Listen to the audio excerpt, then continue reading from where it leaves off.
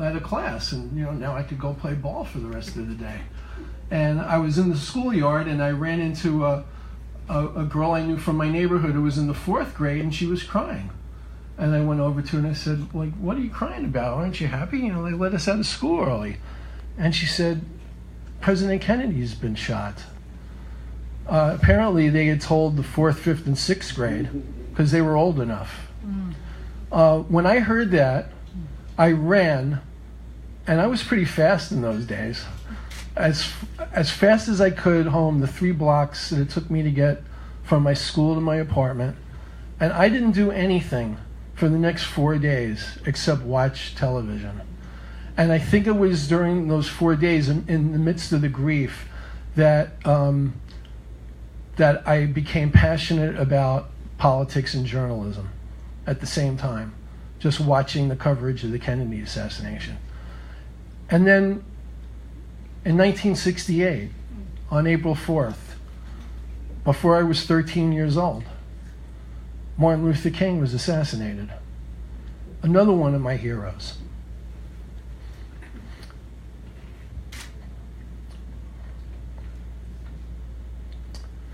And then 2 months after that, Bobby Kennedy was killed.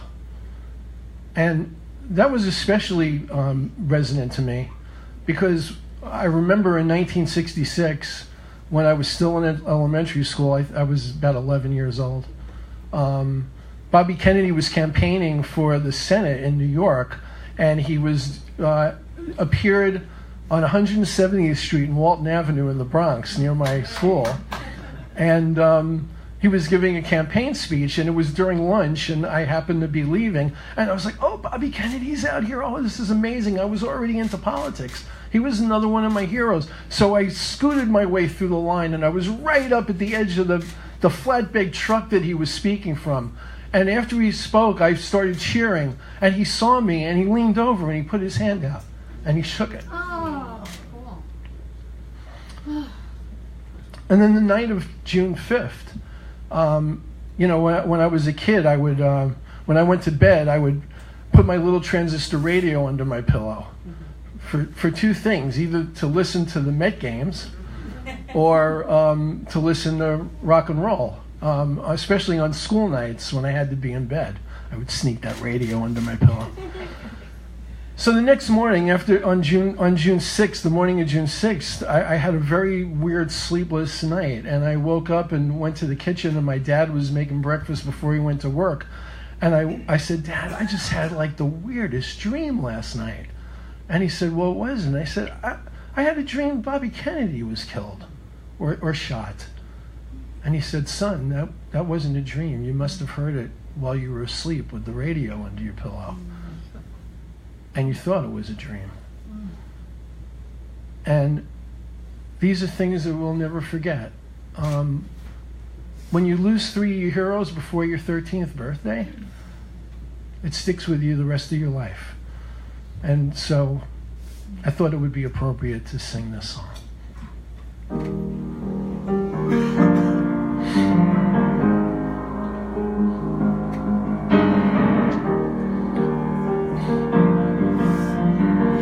Hope I can get through it.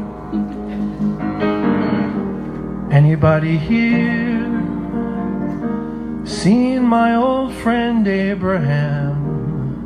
Can you tell me where he's gone? He freed a lot of people, but it seems the good they die young. I just looked around and he's gone.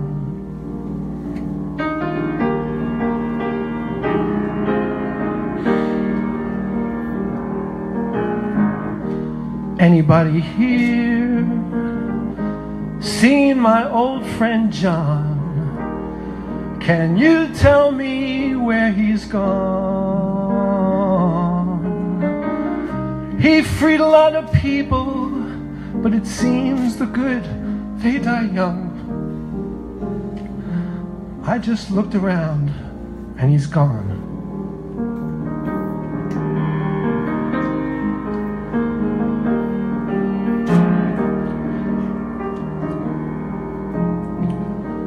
Anybody here seen my old friend Martin? Can you tell me where he's gone? He freed a lot of people, but it seems the good, they die young. I just looked around and he's gone. Didn't you love the things that they stood for? Didn't they try to find some good for you and me? And we'll be free someday, soon. It's gonna be one day. Anybody here seen my old friend Bobby? Can you tell me where he's gone? I thought I saw him walking up over that hill with Abraham and Martin and John. I thought I saw him walking up over that hill with Abraham and Martin and John.